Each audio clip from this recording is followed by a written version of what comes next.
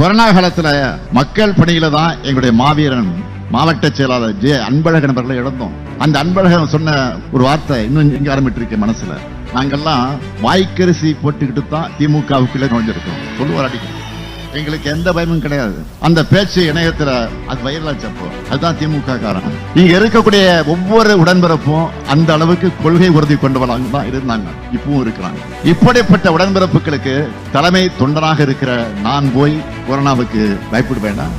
என் இறுதி மூச்சு இருக்கிற வரைக்கும், என் இதய துடிப்பு அடங்கும் வரைக்கும் பெரியார், அண்ணா, கலைஞர் காட்டின பாதையில தமிழ்நாட்டுக்காகவும் தமிழ் மொழிக்காகவும் தமிழினத்துக்காகவும் உழைச்சுக்கிட்டே தான் இருப்பேன். பழனிசாமி அல்ல, அவருக்கு படியலைக்கக்கூடிய RSS சாமிகள் விடுகிற சாபங்கள் எல்லாம் எங்களை ஒண்ணும் செய்யாது. 2021 திராவிட மாடல் ஆட்சிக்காக உங்களோட ஆதரவை கேட்டு வந்தேன்.